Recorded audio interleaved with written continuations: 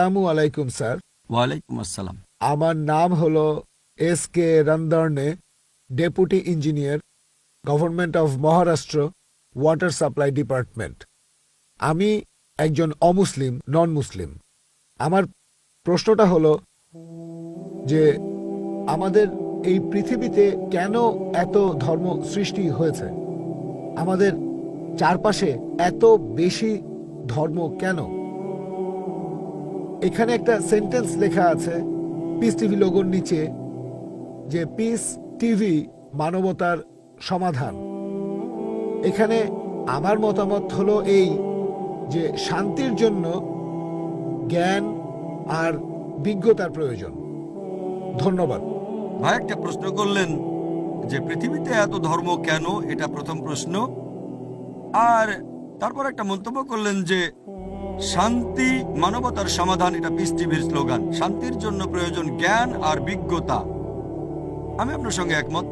আপনার প্রশ্নের প্রথম অংশটা নিয়ে যদি বলি যে পৃথিবীতে কেন এত বেশি ধর্ম, আমাদের বুঝতে হবে যে সর্বশক্তিমান ঈশ্বর আমাদের স্রষ্টা আল্লাহ সুবহানাহু ওয়া তাআলা পাঠিয়েছেন মাত্র একটা ধর্ম।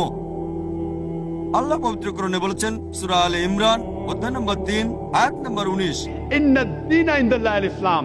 একমাত্র ধর্ম, একমাত্র জীবন দর্শন যেটা আল্লাহ তাআলার গ্রহণযোগ্য, সেটা আল্লাহ তাআলার কাছে আত্মসমর্পণ করা। আল্লাহ তাআলা মাত্র একটা ধর্মই পাঠিয়েছেন।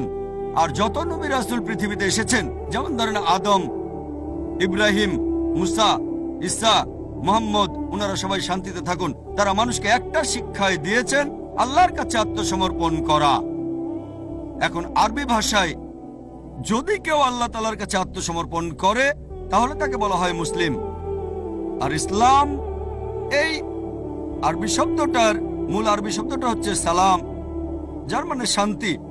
এর আরেকটা মূল আরবি শব্দ হচ্ছে সিলম, যার মানে আল্লাহ তাআলার কাছে নিজের ইচ্ছাকে সমর্পণ করা। তাহলে এক কথা ইসলাম মানে আল্লাহ তাআলার কাছে আত্মসমর্পণের মাধ্যমে শান্তি অর্জন করা। তাহলে আমাদের স্রষ্টা আল্লাহ তাআলা পাঠিয়েছেন মাত্র একটাই ধর্ম। তবে সময় বদলানোর সাথে সাথে ধর্মগ্রন্থগুলোও বদলে গেছে, বিকৃত হয়ে গেছে, নতুন জিনিস ঢুকেছে। আর এই ধর্মগ্রন্থ বদলানোর ব্যাপারে আল্লাহ পবিত্র কোরআনে বলেছেন সূরা বাকারা অধ্যায় নম্বর 2 আয়াত নম্বর 79, ফাওয়াইলুল লিল্লাযিনা ইয়াকতুবুনাল কিতাবা বিআইদিহিম সুম্মা ইয়াকুলুনা হাযা মিন ইনদিল্লাহ লিয়াশতারু বিহি সামানান কালিলা ফাওয়াইলুল লাহুম মিম্মা কাতাবাত আইদিহিম ফাওয়াইলুল লাহুম মিম্মা ইয়াকসিবুন। দুর্ভোগ তাদের যারা নিজ হাতে কিতাব রচনা করে আর বলে এটা আল্লাহর নিকট হতে। তারা এটা বলে তুচ্ছ মূল্য প্রাপ্তির জন্য। তাদের রচনার জন্য শাস্তি তাদের, যা উপার্জন করে সেজন্য শাস্তি তাদের। আল্লাহ তাআলা পাঠিয়েছেন অনেক আসমানি কিতাব,